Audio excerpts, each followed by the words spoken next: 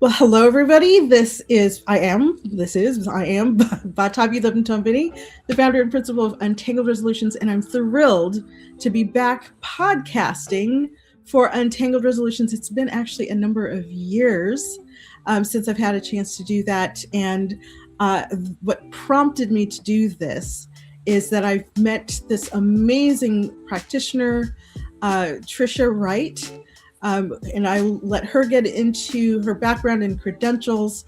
But she is a mediator who also has a tremendous amount of expertise and practice and experience working with folks who have experienced trauma. And so we are connecting trauma work and expertise around trauma with mediation. I know as a mediator in my own training, I've had marvelous training, but where I have not really had a lot of experience is in what to do as a mediator to recognize the signs that someone has experienced trauma and that it is having an impact in the mediation, and not only how to recognize that, but what to do about it. And so I'm feeling really fortunate to have Trisha here with us, and we're going to be talking all about that. So thank you so much, Trisha. Please, would you go ahead and introduce yourself? Of course. So I'm Trisha Wright, and I'm from Canada. And first and foremost, I want to say thank you so much for having me on your podcast. I feel very flattered to be here. And yeah, my background is in forensic psychology. So I have a master's in that.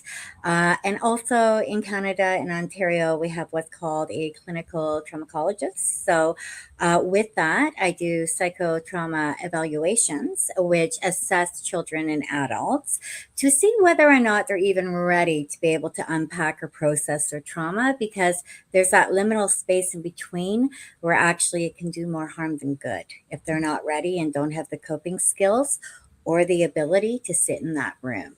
And so for years had kind of thought about mediation. One of my best friends is a family lawyer, and she had encouraged me over and over again to come into the field. So I finally thought, you know what, I'm going to do it. So I went from being a community behavioral consultant and educator and into the role of mediation. And I was just, so surprised how much of the work I had been doing could be applied to mediation to help the individual and the process kind of go smoother and be more trauma informed, because family systems and anything to do with families that are in conflict, it could be very traumatizing, and it can be really hard, not just on the adults, but on the children, because they will feel that residue stress or, whatever it is that's coming out of that mediation room within the homes. So how do we stay in our lanes, but at the same time, allow the people we are serving and working with feel confident and have the tools they need to be able to, go home and still have a quality of life and reduce some of the impact, because the last thing you want is generational trauma, right? And so what I'm understanding is that in terms of application, families has been where a lot of your practice has been, or maybe the bulk of your practice has been, but what you're sharing has that broader application for mediation and coaching and ombuds work in general. Yes, 100%. And the family legal system in general. So, as I said, like one of my best friends is a family lawyer, and many times her and I would have what we call our symposiums, where she would come to me and ask me and pick my brain about this and that. And, I would ask her. And so we really learned a lot from each other. And so it is applicable there. And also, when I went into mediation, I started to find out more about divorce coaches. And I thought, oh my God, these people are being they need to be more front and centered in the beginning, at least, because there's such a place for them. And so, yes, it can go across all of those. Yeah. Right, right. And then what about folks who don't work with families at all? Perhaps, for example, an ombuds person usually is working in perhaps at a university or in a corporation, in settings like that, where you're going to be working mainly with folks who might be coworkers, or maybe it's students or faculty members. We could apply the label family rather broadly in organizations, right? There are many ways in which organizations mimic or replicate or echo, families.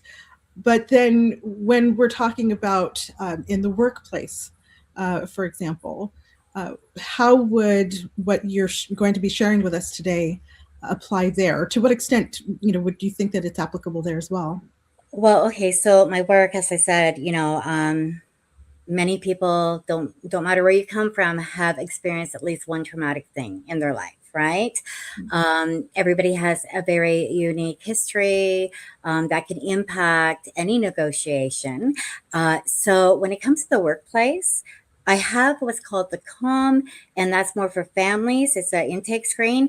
But I also have what's called the EMS 5, which is the emotions money screen, because most impasses are around money. And so if you don't know the psychological drivers behind somebody's motivation and what they value, you could have the best offer on the table, whether it be a work thing or whatever kind of negotiation you're at, and it's going to impasse. You're not going to get nowhere if you don't understand what that person values. So it does apply in many different contexts, and we have many different ways that we can approach it. We just have to kind of tweak it a little bit, because at the end of the day, the foundation of trauma is the foundation of trauma, right? And let's be fair too. Some people, not everybody, will say that they have had trauma, and that's okay. You still need to understand the psychological drivers behind the motivation and the values in any negotiation. And Right. the culture and humility. There's so many moving parts Right. that I try to get all of them under one umbrella so that we're not missing anything. Mm-hmm. Wonderful. And that's one of the things that I appreciate most about the work that you do, is how comprehensive it is. But for our purposes, and what I find delicious about how comprehensive it is that it gives the potential for us to have so many episodes. Oh, absolutely. Right? There's so much to talk about.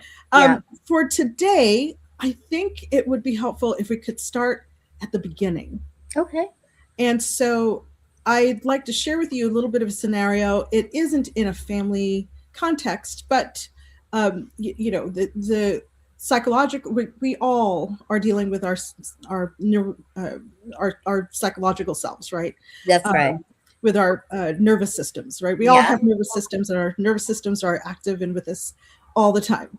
Yeah. And so I had a situation when I mediated a case in my ombuds role. Okay. The people who were involved were, they were not coworkers. They were people who had interacted with each other in the workspace. They didn't work together, but they had some kind of friction-filled, tension-filled interactions. And so the person who asked for mediation had reached a point where they really didn't like the way that the energy was with this person. They wanted to be able to resolve that. They wanted to be able to see this person in the workplace and not feel, apprehension, and then also not to be experiencing the sort of tit for tat that would be going on when they were communicating with each other. They really genuinely wanted to try to figure out what happened, what went wrong, and how can we, develop a relationship that is more cordial. Nicely, interestingly, the other person agreed to mediation. Okay. And so I, brought them together for mediation. I did my usual introduction to mediation. Now, I'll say that doing an intake is not usually part of how we provide our services in the Ombuds context. In other contexts, there might be some kind of an intake, but we usually walk into our mediations kind of cold. Oh, Right. So, we sat down and, the thought is that mediation is a process of discovery.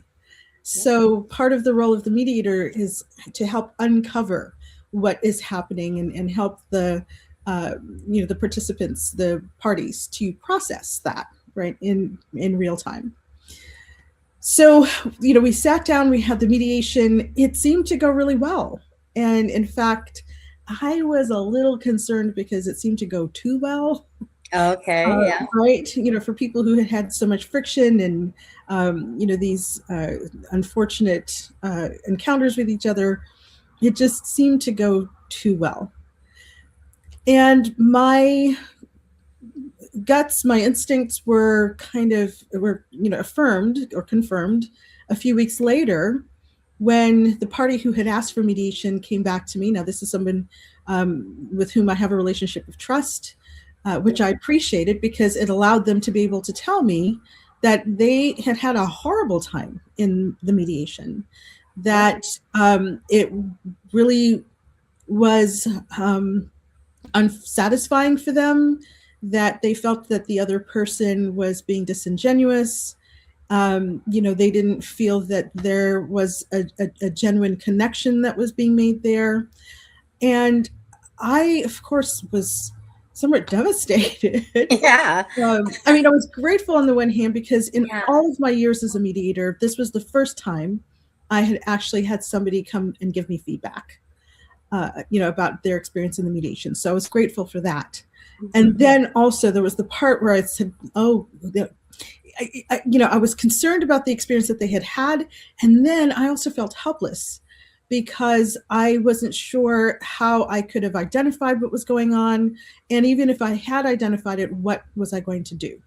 Right? Yeah. Yeah. So we will have a conversation where we talk about what's happening in the mediation. Okay. But I'm curious to know, prior to mediation, well, you know what, let me back up. I said that we don't do an intake, but that's not entirely true. Okay. I do sometimes meet with the parties individually before we have mediation, and especially when I have spoken with somebody who's asked for mediation. We want to have that balance, right? What we do for one, we do for the other. And so if I've had a prior conversation with someone, I will offer for the other person to have a conversation. That didn't happen in this situation. So, I hadn't had a pre-mediation conversation with the second person, with the mediation. So in that sense, I hadn't done an intake. And so again, I'm curious about what I might have been able to do and what should become standard of practice when I am coming from a trauma-informed place as a mediator. So I think it's interesting because I have, had so many questions and files about family mediation. So I appreciate having something a little bit different to work with. So I guess first and foremost, I would want to say two things. One would be, I've heard over and over again about like how mediation is where we're exploring and learning and having these moments in the room. And trust me, this will lead back to the start. But I question those epiphanies in the room, are they really trauma informed? What if you're in the room, your coworker's there, and there's something about that person that you just can't put your finger on? Why you don't like that person? There's something, and you can't shake it. And then in the middle of the mediation, boom, it hits you. Mm. They remind you of somebody who in grade 5 bullied you, relentless. You felt isolated. You maybe had feelings of, not fitting in. And that could have ran really deep and you could have buried that. And that was down. And so you didn't put your finger on it right away. But is that the best place to hold space that is safe, to have that epiphany in that moment? Because even if you have that realization, you're probably not going to want to bring that up. So, how do we weed stuff like that out before you even go in the room? So, I know everybody I talk to there's so many different modalities on mediation and the different types, but I do challenge that. It's not always really trauma informed to have those breakthroughs when somebody's sitting across the table from somebody that they've had issues with to now go deep into your own personal history, right? So, and it's not that in intake they need to go that deep either. However, intake's really important because it gives people time to kind of think about things, to pause, to make sure that things are set up in a way that they need. So let's say the person, and this is my second point, to be neutral. Everybody's like, oh, you got to be neutral. So I've come up with a framework and it's called calibrated, right? Because you need to switch it up. What if the person that came to you and gave you the feedback had ADHD? You didn't know that. Had perhaps a learning disability. It could be many different things. They then would need perhaps a shorter session, or maybe they needed more frequent breaks. Maybe they needed something written for them to read and digest before they even went into the room. Maybe your agenda then is only focused on 2 things instead of 3. But if they did not get that opportunity to have their unique needs met, and you are mediating and treating them as equals when the other person has none of those issues, it definitely can be more uncomfortable, exhausting for the person with that has the ADHD, right? Their energy is more depleted. And so maybe they're coming back saying it was a horrible experience, not because you did anything wrong, but because those needs weren't met, right? So, and thank you. I feel better. Yeah. Right. So then, how might I set up an intake process that embraces all of that, that encompasses, that provides an opportunity for me to understand the individual's needs, including, if they're neurodivergent, if perhaps they have a particular sensitivity around particular kinds of conflict, or perhaps different approaches to addressing conflict. How would I set up my intake process so that I am able to become aware of those things and be able to respond to them? Well, okay, so if you took some trauma-informed training, so that would be, first and foremost, would be, even if you don't go to a workshop, or, grab a book, grab something. And I know there's some out there, some trainings and stuff, but sometimes there's not a lot. But if you have that understanding, that right there is going to help you, because you're going to understand that a trauma informed system, there's certain things like it's, inclusive of, the other person's perspective. It recognizes that trauma related challenges, may be present. It recognizes that you do need to calibrate how you, set up the mediation itself. And it gives people an opportunity to kind of have some time to really get to know you, build a rapport with you, so that they're able to be more open with you, to ensure that their needs are met, right? And so then I would be looking at your intake questions. Are you asking the right questions? You may not want to come straight out and be like, so do you have ADHD? Do you have this? No, no, no, no. You may pull it back though, and you may say something like this. Are there current difficulties with concentration, memory, sleeping, maybe sleeping too much, maybe sleeping too little?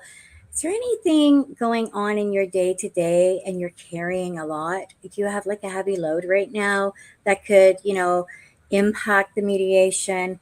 you take that one sentence, you pause in between, and then you do what we call like you query. So then somebody might be like, oh, well, yeah, actually, you know, I've been having a lot of sleep issues lately. Oh, well, why is that? Is that something new? Or have you always struggled with sleep? Well, actually, yeah, I do have insomnia, and, and then they may go in and tell you a little bit more about their life. Or it may be, yeah, I'm going through a lot right now. I have a lot of stress. I have a lot on my, okay. So then you're pulling that information out, and then you can go into, is there anything I can do? Like, what supports would actually help you? That, this doesn't leave this room. It just helps me know how to kind of set the table. Do you feel like we might need, more breaks, maybe like every 15 minutes, take a 5-minute break, like, or what would help you? And so without asking those questions, people aren't going to have the opportunity to actually open up. And whenever I have used that opportunity of intake to ask those questions, people have always been very open with me. And I think sometimes for people, they're just so happy that somebody actually even asked, right?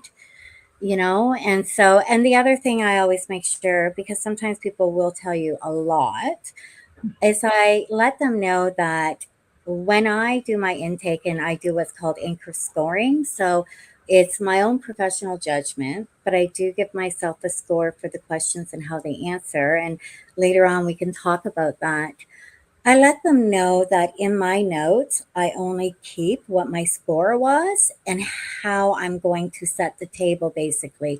I do not record what their issues are that they told me about, or any past trauma they, I don't put that in my notes. There's no need for that to be in my notes. I just put, this person scored 17, which means they're very high in this level, which means now I have to do this to accommodate them, right?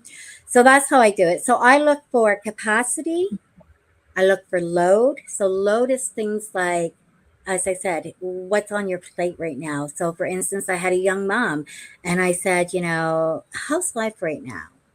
Are you carrying a lot? Is there anything that could actually impact, like the mediation could interfere? Maybe, you're going to be too exhausted to do it, or you need a later appointment. So even my scheduling, I put that around what their capacity and their load is, right? So if you have somebody who is struggling to pay the mortgage, asking them to take 2 hours off of their workday, it's going to add to their load. So this mom says to me, I have 2 kids under 3. My life is like, anyway, so I'm good to go. But it was just funny the way she, said that. Like she said, I'm always under stress just being a mom with these kids. But for her, what we did is we set the mediation from 5 to 6:30, because we knew that she had to put those kids to bed by 7, right? And we knew that from 5 until then she had somebody that could watch the kids. So if I wouldn't have asked that, I may have, set the appointment for like 2 in the afternoon, where she's going to be struggling.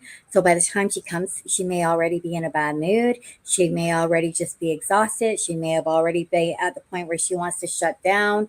And so those are the things we're looking for load. Then I look for what's called adversity, right? So I look for things like any systematic barriers, generational trauma. Um, Recently, I had a couple come in, and they, one of the things that was important to them, and this is something that, when we look at holidays, we don't ask about, hey, a powwow, like, and they said, on my reserve, we have powwows as an extremely important holiday. And it's important that it overrides any parenting time. So why don't we have those things? Why aren't we recognizing more? But so with them, though, I knew that they had addiction issues, but were in recovery. So I congratulated them, because to me, that is a win. It's not something I'm going to look at as a risk. And so, I also know that there has been generational trauma with the stuff that has gone on. And so looking at adversity is really important as well, and looking at culture, because that does matter. And then my last thing I look at is the mediation safety. And that's where I go into like coercion, psychological abuse, emotional abuse. If I screen and I'm pretty confident there has not been physical abuse or anything that is going to really elevate that risk, then I leave it there. However, I have like a two stage. There are certain responses I'll get that tell me that there is a high risk, and that's where I look at there's certain things, like strangulation. Does he own a gun? Does she own a gun? Is there like, then I'll go into those higher up. Mediation safety is really, really important. And so my background actually is I would do risk for offenders for, the courts. And so I do have a background in risk. So when I developed my own screens, because one thing I realized, I couldn't find any screen that even checked for capacity. And I looked in Australia, I looked in the US, I looked in Canada. We're supposed to all be looking for capacity, abuse. Like there's this whole list, and there was nothing that actually looked for all of those or helped people understand how to recognize it. So I use the same kind of screens in my own practice that looks at all of those things. So Well, that's where it's important.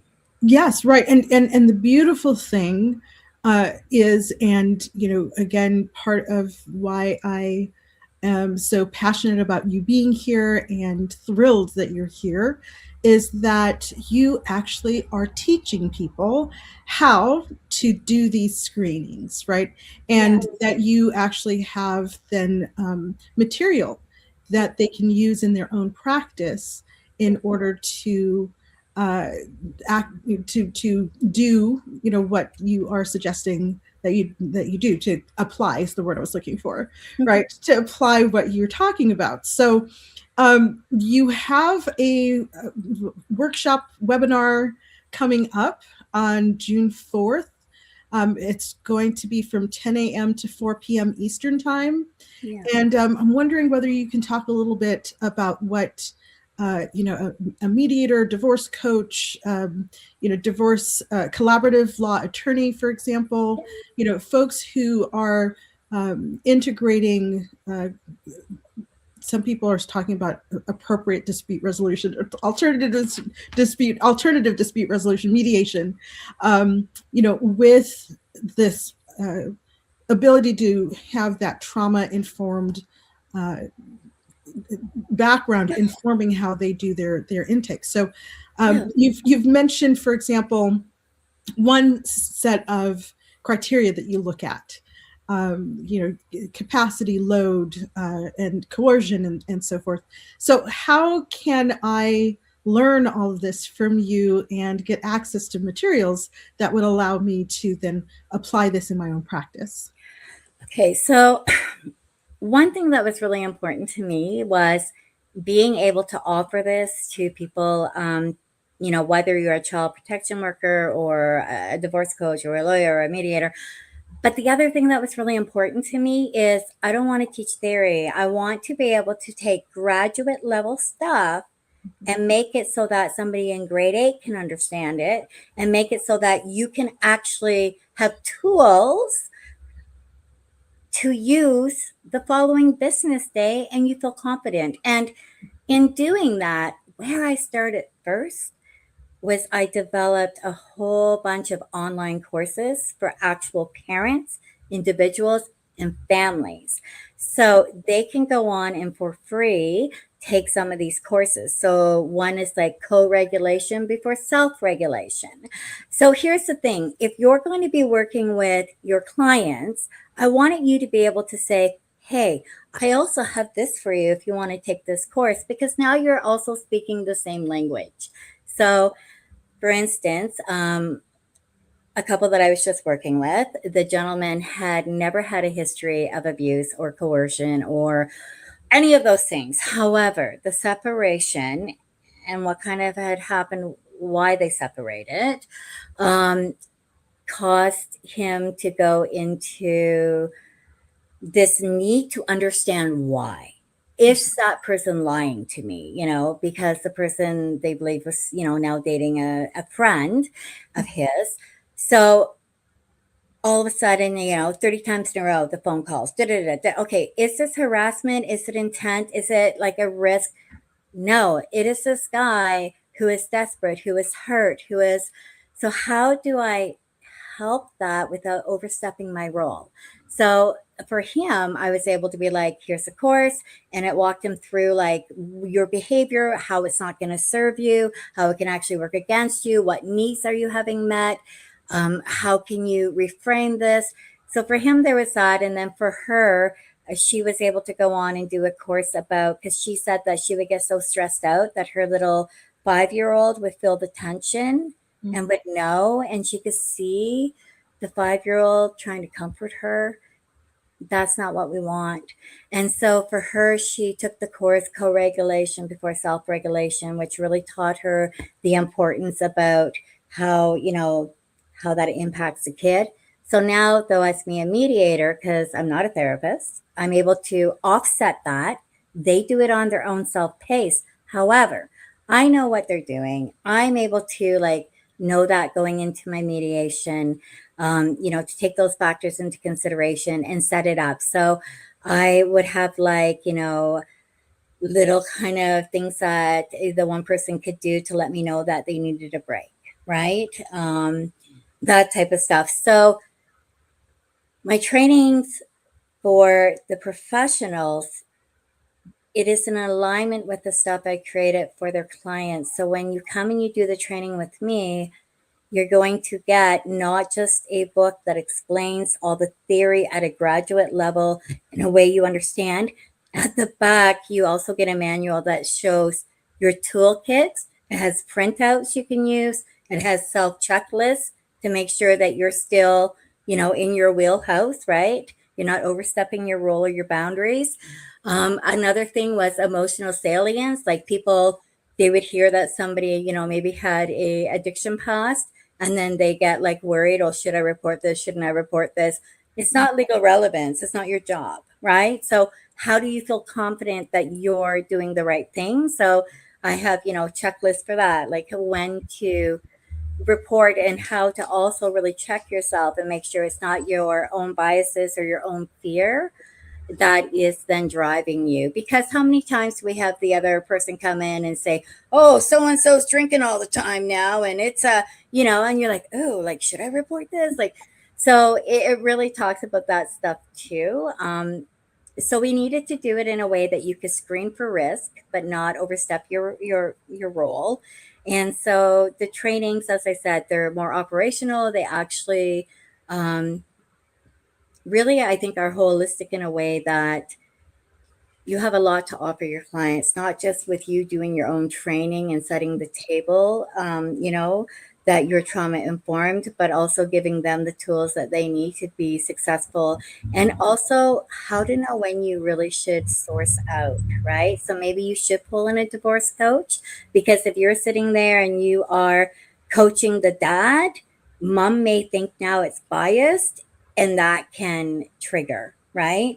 So, how do you know when to do that? So, the trauma informed one that's going to be June 4th is actually just the foundations. It's a very kind of beginning course. And so I think anybody that wants to do the more advanced courses with me, this is the one to start at, because we're going to look at your core values, which is safety, collaboration, trustworthiness, transparency, empowerment, voice and choice. Especially if you have somebody who has a trauma background, the number one thing that is taken from somebody is their voice and their choice. So when you go in and they see you as a top-down authority person because they think you're a lawyer or you're a mediator or you, and so they think you're here and they're there, you've already set the stage of an unequal power imbalance, right? We don't want that. We want people to see us at their level, collaborating with them. So, we talk about that. We talk about just how you can recognize and just make things a bit different. Because here's the thing, like, if you incorporate trauma informed, it helps everybody, right? And let's say out of 10 people, only one person walks in that even has that history. Who cares? That's the one person you helped, and it cost you nothing to do it, really. It becomes your practice. But if you don't, that one person, it could re-trigger them, re-traumatize them. It could do a lot of things, right? You could And do a lot of things. right, exactly. And, if there's anything that I know about my colleagues Yeah. in the field, mediation, ombuds, coaching, and so forth, we genuinely care about the folks that we are working with. We care for the folks that we're working with. And the last thing that we would want to do is to add to add pain, add harm, to another person's experience. And we recognize that despite our best intentions, that can happen. And so what I'm excited about, and I want to tell everybody, I'm signed up for this course. Yeah. So, if you choose to come on June 4th, you will see me there as well. And I'm eagerly anticipating coming out of that course much better informed about ways that I can begin to have awareness that would, I think, at least help to reduce the potential for me to engage in harm when I absolutely don't intend to. If it's okay, I like to give like kind of examples sometimes because I feel like it just opens and makes more sense sometimes. So when I talk about the re-traumatization, right? Think of this. Let's say you're working with a couple. There's been like maybe emotional, psychological, right? Like, so maybe throughout the relationship, there are times where he'd be like, you're stupid. Like, you don't get nothing right. Da, da, da, da. And, maybe the person grew up and had a hard time in school. And then their husband or their wife is saying that. And it's boom, boom. It's just weighing them down, weighing them down. And their own self confidence is so broken. And then they come into mediation. And we didn't give them an agenda. They don't understand the financials. They don't understand a lot of what's going on. Well, what did we just do to them? Now we made them feel stupid. Now we just put back into that narrative, but now from a system, right? And so that's how we can re-traumatize without even knowing it. So that's why I say when you come in, we're going to look at, is the process predictable, right? Is it transparent? Are they prepared for mediation? Have we took their needs into consideration? And then the other thing that a lot of times we don't think of as professionals, because like you said, we care so much about everybody else. What about our secondary trauma? What about our own stress, right? We hear sometimes the saddest, hardest situations over and over and over again. How do we protect ourselves? How do we help other families? But then we're not going home saying to our own family, go away. I can't right now. Right? And that happens more than we would like to probably admit sometimes. So how can we, for ourselves, protect ourselves and our own families while we help others? So what I'm understanding then is that coming to this course, I can expect to learn how to create an intake process that allows me to surface potential issues. I'm going to learn how to score the answers that I'm receiving. So it's not just that I know what questions to ask, but I know what to do with the answers that I'm receiving, right? Which would help me to understand, is what do I need to do to be responsive for this person? And am I perhaps in a situation where I need to refer, right? There's that spectrum, right? Yeah. Between, and what I really appreciate about this is that there's room for folks who are neurodivergent, for folks who have experienced trauma and so forth, to continue in mediation. It's not that we understand that, you've had this experience and it has this, ongoing consequence for you that could show up in mediation this way. So we're not going to do mediation for you. This is not the right process for you. But you said, it's about being inclusive. And so, we learn how we can be inclusive under those circumstances. And then where we also need to stay in our own lane, like, defining what the lane is and understanding when we need to refer. Yeah, absolutely. And the one thing, like, I would see, like, people would be like, oh, mediation's not for that person because they're so angry, they have these outbursts. And it really brought me back when I started to see that, hear that, to a client I had worked with like 20 something years ago. She had been in a motor vehicle accident. And so she also was a domestic violence survivor. So she had had more than a few hits, and she had an acquired brain injury because of all of that.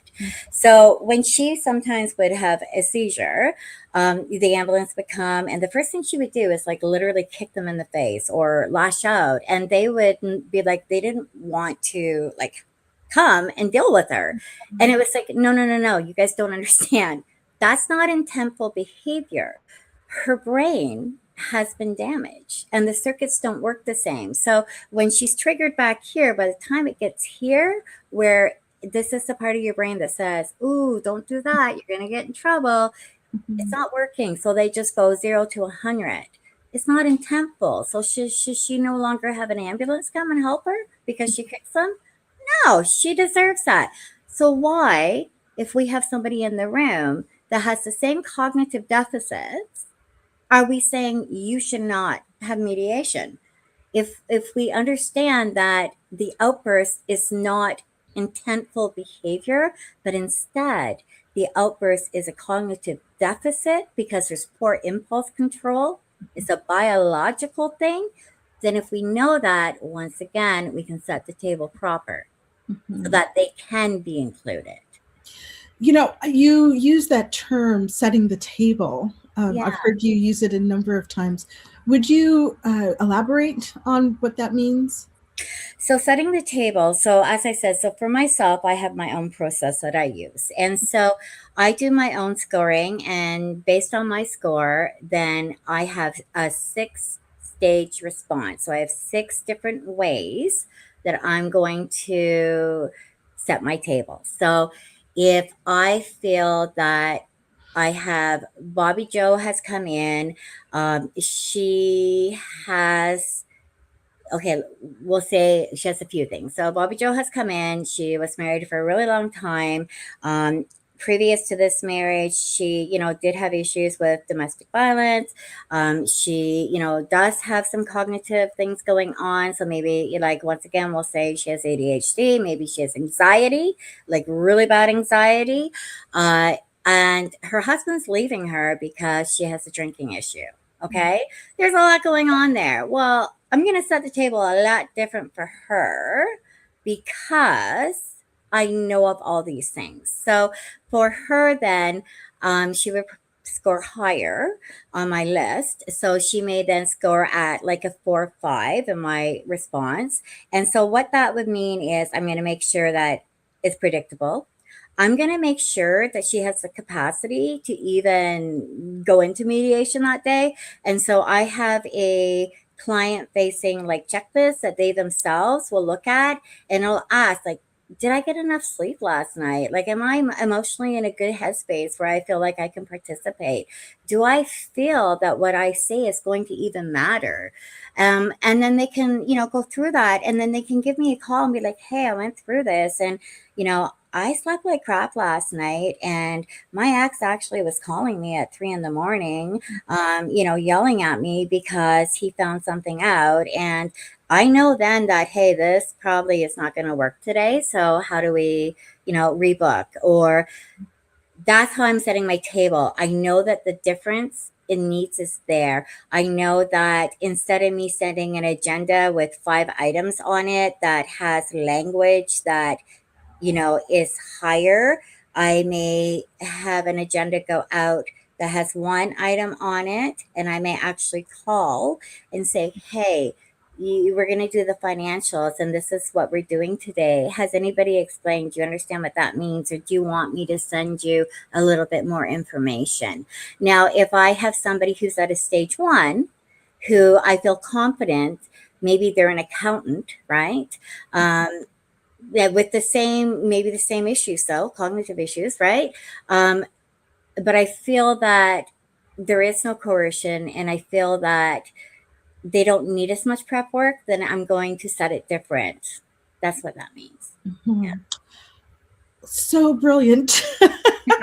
It's just, yeah, I mediated my first case in 2004. Oh, wow. Been a mediator for 22 years. I'm so And in jealous. 22 years, I have not learned that. So this is again why I'm so enthusiastic, so thrilled, why I decided to record, this podcast episode to bring this to my colleagues, to my community of practitioners to say, hey, look at this.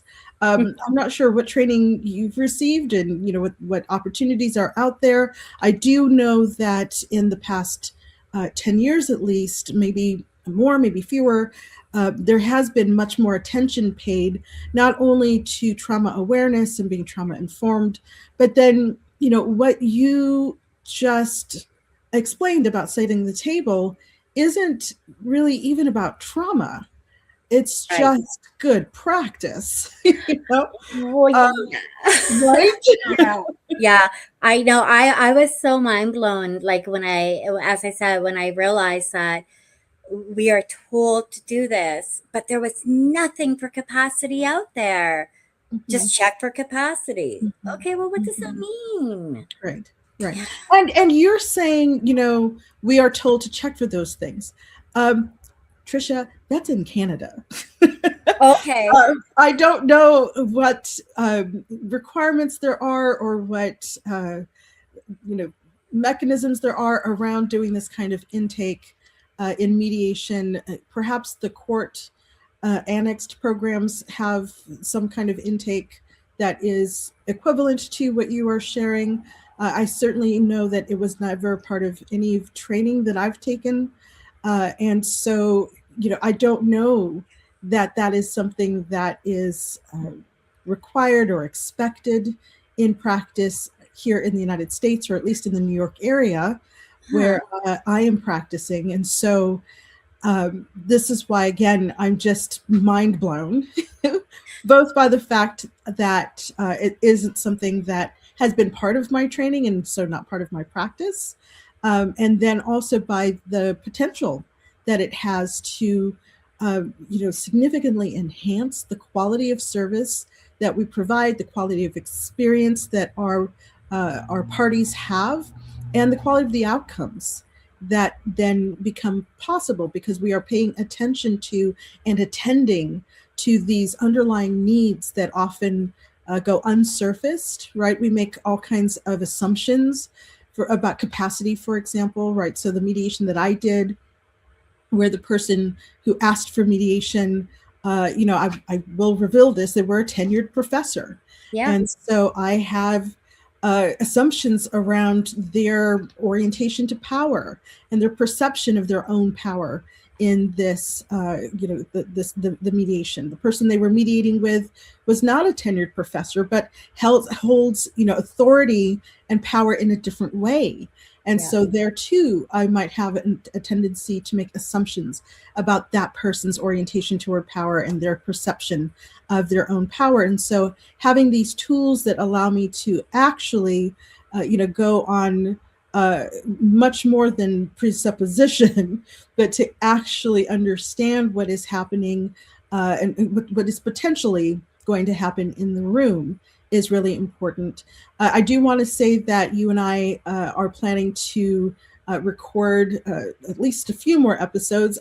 Yeah. Personally, I would love if we just did this on a regular basis. I would too. But right, but the next episode that we do, we want to go from intake to in the room Yes. and talk then about how we can be responsive in real time to what is happening with the folks that we are mediating with. But for this time, we wanted to focus on thinking about setting the table, as you said, right? Preparing for ourselves to be able to provide the best service possible by doing pre-work, before we even come into the mediation. I just I think a universal language, like you said, like in Canada, like in the States, we're a bit different.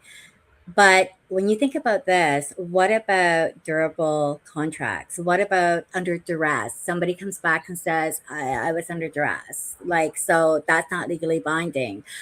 Informed consent. Like, these are things that I think most countries know. And so when we look at capacity, even in that way, like, how can you have informed consent if somebody doesn't truly know what the heck they're consenting to?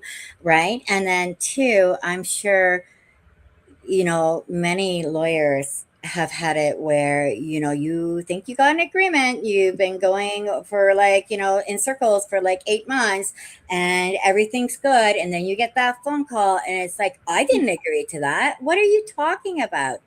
That's where we see this happening because once again, somebody comes in, they're under adversity, they just want it to stop. They will agree to pretty much anything at that time. And then you get the phone call that, yeah, no, I didn't really agree. So this also protects that. So if you do this process in the beginning, you will have better durable agreements come out of it. You will not have to worry about whether or not somebody truly was able to give informed consent. And that's a piece of capacity, I think, across the board, whatever country you're in, that people are missing. Absolutely. Absolutely. And I know that folks who are listening to this, and if you are with us still and listening, it means so much that you have, stayed with us, and it says a lot about your commitment to, doing this work in the most excellent way that you can. But I'm sure that they would join me in, shouting hallelujah, uh, you know, to be able to improve our skills, to enhance our skills, to be able to do that, to be able to make sure that we are facilitating durable agreements. That is so key. We have about 8 minutes left in this episode, and I wanted to take a moment to get to know you a little bit better. I'm curious about what has brought you to this work. I mean, you talked in the beginning a little bit about how you were encouraged to come into mediation. And so I'm curious about how you decided that you were going to study forensic psychology to begin with, and come into this field where you now have this opportunity to connect psychology and mediation in a way that lay people, mediators who are lay people in the world of psychology can incorporate your expertise and your wisdom into their practice. So, what brought you to this work? So it's interesting. So I grew up in the 70s. Okay. So 70s were a much different time. And so I had a mother who was disabled. And because of her disability, I found myself in and out of the foster care system. Not because she did anything wrong, but because she didn't have the support she needed. So I got to have a very unique perspective. You'll remember in the 60s, 70s residential schools, I spent time with, peers in some of those foster homes that were from, a local reserve here. So I got to see some things that many people probably didn't. So it is like this moment of like going from being part of that system, and I remember going to the family system and my mom fighting trying to get me to now having an office at the courthouse. So what really motivated me was my mother, because she was a fighter, and she had resilience. And so I wanted to give back something better than what I saw growing up. And so, unfortunately, I think more than just I have had those experiences. And that's why we go into this work. Some people may not be as vocal about why, but that's the reason why I did. And so when it comes to trauma and it comes to the legal system and the family system and it's just barriers in general, right? I have a unique perspective, and I knew that the only way out was education. So I went and I got my education to be able to be in a position where I could come back and I could help others, because sometimes that's what it takes, right? And you certainly have been serious about that. One of the things that happened as we were setting up for this episode was I asked you to put your full name and your credentials Right. on the banner there, and you got a message that said it's too long. Right. So what you have now doesn't represent everything, right? So master's in forensic psychology, you have an MBA. So with the TITC CT, That's the for the clinical traumatology. right? But And I then right, and then you're also is it certified in family mediation? accredited, accredited Accredited? family mediator, like in Ontario. But I think the funniest thing is where I live is a small village. I come from salt of the earth people, and so recently I'm running for council, and so I had to. Everybody in my village knows me as the lady who has a dog babysitting business and a home salon. I do facials and massage. So nobody knew any of these credentials. And so since I'm running for council, I had to be like, I know I don't lead with titles, but I'm actually not just your local dog babysitter. I actually You've been incognito this whole time. Yeah. And so it's kind of been a bit of a joke. I'm like, I'm the oversharer at the local home hardware. I'm the one who builds my own deck and then calls a contractor to come fix it. And so it's kind of been a bit of a laugh here in my village. That's just great. That's awesome. That's really awesome. Well, Trisha, thank you so much for sharing time with me, for expanding my understanding of what's possible in my practice as a mediator, as a coach. I'm also developing my practice, returning to my practice as a divorce coach. And so I'm very excited about what we're going to be learning on June 4th and after and thereafter. I want to especially say how exciting it is to me for you to have this library of resources that I can share with my clients. So as you said, we can be speaking the same language.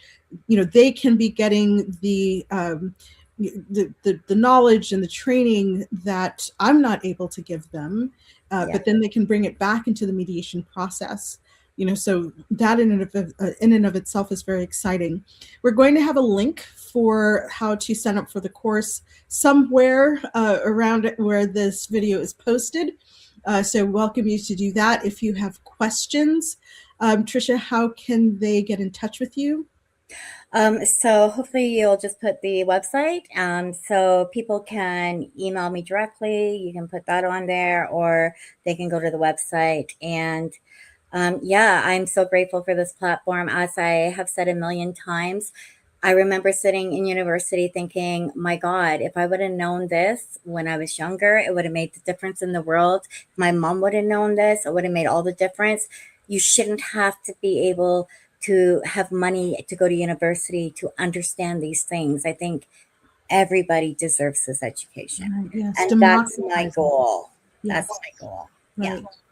Oh, so wonderful. Well, I'm looking forward to our next episode where we will talk about what happens then when we are getting in the room, setting the table, and then bringing folks to the table in order to have our conversations.